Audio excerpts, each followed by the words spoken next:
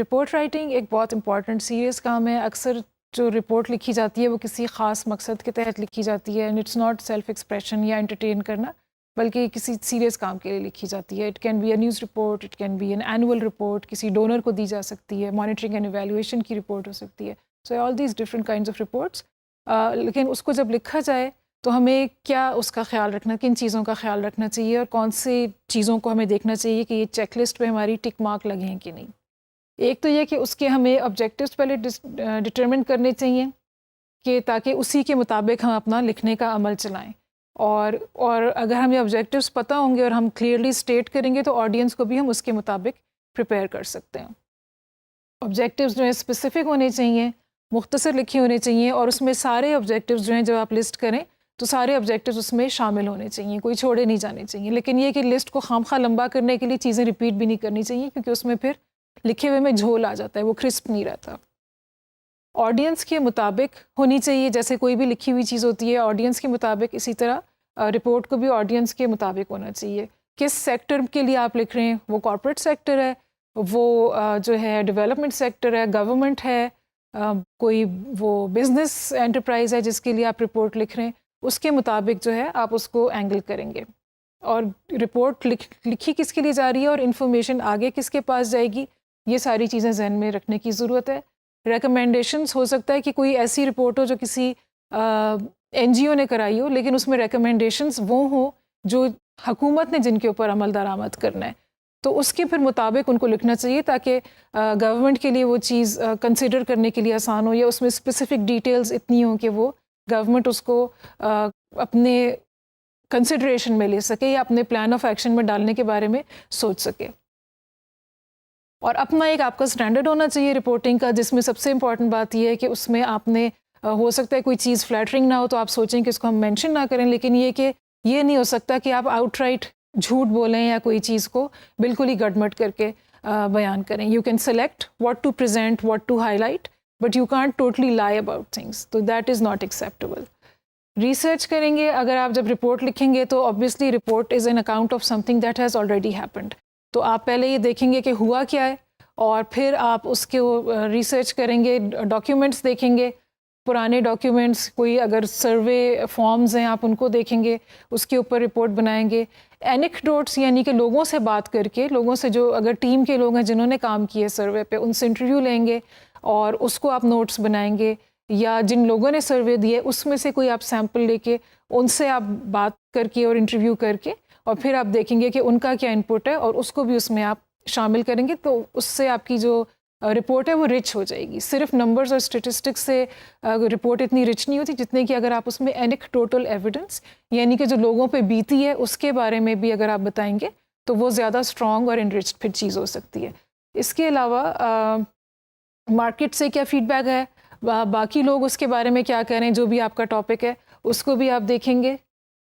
और जिस प्रोजेक्ट को आप रिपोर्ट कर रहे हैं उसको ओवरऑल को भी आप देखेंगे, जिसके अंदर के ये सर्वे या जो भी चीज़ है, एक्टिविटी है, उस जिसके अंदर हाउस्ड है, तो उस ओवरऑल प्रोजेक्ट को भी आप फिर कंसिडर करेंगे। उस जैसे और दूसरे प्रोजेक्ट्स को देखेंगे कंपैरिजन के लिए, देखने के लिए रिपोर्ट्स कैसी दूसरे लोग बना रहे हैं। The information you collect has to be more than the information you give out in a report, यानी कि आपके पास बहुत सी इन्फॉर्मेशन होगी तो फिर आप जो थोड़ी सी बात करेंगे वो आप कॉन्फिडेंस के साथ कर सकेंगे, और उसके लिए आपके पास एक बैकिंग या एक रूट होगी। तो सामने तो इतनी सी चीज़ नज़र आएगी, लेकिन उसके नीचे there has to be a whole root system, यानी कि जिसके ऊपर वो बात आपकी खड़ी हो, है जिसके ऊपर वो बात बेस्ड हो। पर्सपेक्टिव भी रिपोर्ट में, क्योंकि कोई चीज़ हो चुकी है अब आप उसके बारे में बता रहे हैं, तो उसमें आपका थोड़ा सा व्यू पॉइंट या पॉइंट ऑफ व्यू भी होगा, और उसमें आप जो है ऑडियंस कौन है और किसके लिए लिख रहे हैं और पर्पस क्या है, that will play a big role. So अपने कॉलीग्स से पूछें, क्लाइंट से पूछें कि क्या पर्सपेक्टिव लेना है, कौन सी चीज़ हाईलाइट करनी है, कौन सी नहीं करनी, रिकमेंडेशंस में कौन कौन सी चीज़ें आनी चाहिए, बिकॉज अगेन जो चीज़ हुई वो तो फैक्ट है, लेकिन जो रिकमेंडेशंस दे रहे हैं आप बेशक उसमें से निकाल के दे रहे हैं, लेकिन ये कि उसमें आपकी ओपिनियन, आपकी इंक्लिनेशन, आपकी फेवरेट थीम्स कौन सी हैं, उस सब का अमल दखल हो सकता है। सो मशवरे के साथ वो करें और find out the areas that they want to highlight, find out which theoretical frameworks, global agreements or organizational priorities are at play. अगर सस्टेनेबल डेवलपमेंट गोल्स के साथ कोई कनेक्शन बनता है तो आप उसको मेंशन कर सकते हैं। कोई और जो अग्रीमेंट्स हैं जो एनवायरनमेंट से रिलेटेड जिसका पाकिस्तान सिग्नेटरी है, अगर आप पाकिस्तान के लिए कर रहे हैं तो आप उनका किसका मेंशन करना चाहेंगे, या जो भी जिस मुल्क के लिए भी आप कर रहे हैं तो वो मुल्क किन चीज़ों में या किन ग्लोबल अग्रीमेंट्स का हिस्सा है, उसके मुताबिक आप कैसे उसको उसके साथ कंपेयर कर सकते हैं। दिस इज़ एन ऑप्शन कि ये भी आप एक एंगल उसमें ले सकते हैं। अपना वैल्यू एडिशन भी आपने उसमें लेके आना है, सिर्फ आपने ठक ठक फैक्ट्स नहीं देने, अपनी कोई वैल्यू एडिशन होगी और उसको रिसर्च को और ऑब्जेक्टिव्स को सामने रखते हुए आप कोई अपने आइडियाज़ भी पेश कर सकते हैं। जाहिर है उसी में से डिराइव्ड होने चाहिए, बिल्कुल फैंटास्टिक या कोई वो एक और अलग से नहीं होने चाहिए, उससे कनेक्टेड होने चाहिए, लेकिन ये कि आपकी अपनी एक्सपीरियंस, नॉलेज और जो सारी आपने रिसर्च की है उसकी रोशनी में आप ये भी बता सकते हैं। कॉन्सेप्ट मैप्स बनाएं, यानी कि जो की इन्फॉर्मेशन है आप उसको पहले कंसिड्रेशन में लें और ट्रेंड्स और पैटर्न्स क्या नज़र आ रहे हैं, अगर मार्केट की है या डेवलपमेंट सेक्टर की है, उनके जो भी अपने वो हैं ट्रेंड्स हैं, थीम्स या टॉपिक्स क्या निकल रही हैं, उनको आप करके माइंड मैप्स बनाएं और देखें वो क्या हो रहा है। और फिर ये सोचें कि इस इंफॉर्मेशन को अरेंज करने का बेहतर तरीका कौन सा हो सकता है। There can be multiple ways of arranging a report. उसके कुछ तो हिस्से तय होते हैं, लेकिन जो मेन उसका नैरेटिव है उसमें आप कौन सी चीज़ों की सब हेडिंग्स देंगे, कौन सी पहले कौन सी बाद में, तो ये सारे डिसीजंस हैं जो कि इम्पॉर्टेंट हैं करने के। आउटलाइन आपको बनानी होगी, जैसे कि किसी भी चीज़ के लिए बनाई जाती है, उसको स्ट्रक्चर करेंगे और उसके बाद जो है जो आउटलाइन है उससे पहले आपने रिसर्च की होनी है और फिर दूसरे भी आप रिपोर्ट्स को स्टडी करके उसके मुताबिक आप आउटलाइन बना सकते हैं। और उसके बाद cyclical writing is very important, यानी कि जो आउटलाइन में आपने हेडिंग्स और सब हेडिंग्स डाली हैं उसको ज़रूरी नहीं है कि सबको आप सीक्वेंस में ही पुर करें। अगर आपको इन्फॉर्मेशन 5वीं हेडिंग की पहले कहीं आ गई है दिमाग में, या आपकी कॉलीग से डिस्कशन हुई और उस पर आपको अच्छा मवाद मिल गया, पुट दैट इन। जो जो चीज़ें आपको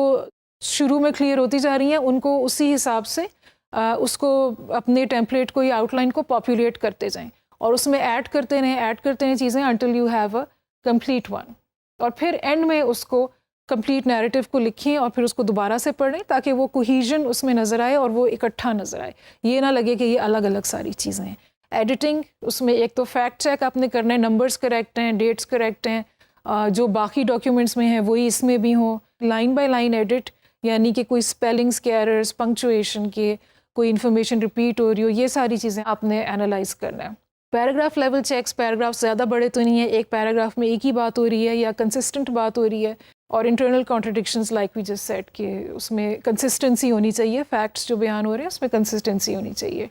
जो ऑब्जेक्टिव्स आपने शुरू में बनाए थे रिपोर्ट के, मेक श्योर कि वो सारे मीट हुए हैं कि नहीं। जो आपकी असल चेकलिस्ट है इसको एडिट करने के लिए, वो ऑब्जेक्टिव्स हैं जो आपने शुरू में बनाए थे। तो जब एक दफ़ा रिपोर्ट देख लें, आप बन जाए पूरी, उसको पढ़ चुके, तो फिर आप देखें कि वो ऑब्जेक्टिव्स जो आपने शुरू में रिपोर्ट के लिए लिखे थे, हैव दे बिन मेट और नॉट, और अगर उसमें कोई कमी बेशी है तो फिर आप उसके मुताबिक उसको मॉडिफाई कर सकते हैं। उसके अलावा अगर ज़रूरत है तो उसको ऑर्गेनाइज अगर बेटर करना है, उसको सीक्वेंस कोई चेंज करना है, उसकी हेडिंग सब हेडिंग्स को आपने लेआउट कैसे बनाना है, तो वो फिर आप उसको इस स्टेज के ऊपर भी कर सकते हैं। एक दफ़ा तैयार हो जाए तो उसका ड्राफ्ट, क्योंकि जिस डॉक्यूमेंट पे आप ख़ुद काम करें उसको आप ख़ुद क्रिटिकली उतनी बेहतर नज़र से देख नहीं सकते, so you always need another pair of eyes. अगर आप किसी ऑर्गेनाइजेशन का हिस्सा हैं या ऑर्गेनाइजेशन के लिए बना रहे हैं तो आप उनके साथ शेयर करें और उनका जब फीडबैक आए वो कहें इसको थोड़ा सा ऐसे कर दें, इसको डिटेल कर दें, देन यू इनकॉर्पोरेट दैट। अगर आप क्लाइंट के लिए कर रहे हैं तो कोशिश करें कि जो क्लाइंट ने डेडलाइन दी है उससे 1-2 दिन पहले मुकम्मल करके उसको साइट पे रख दें।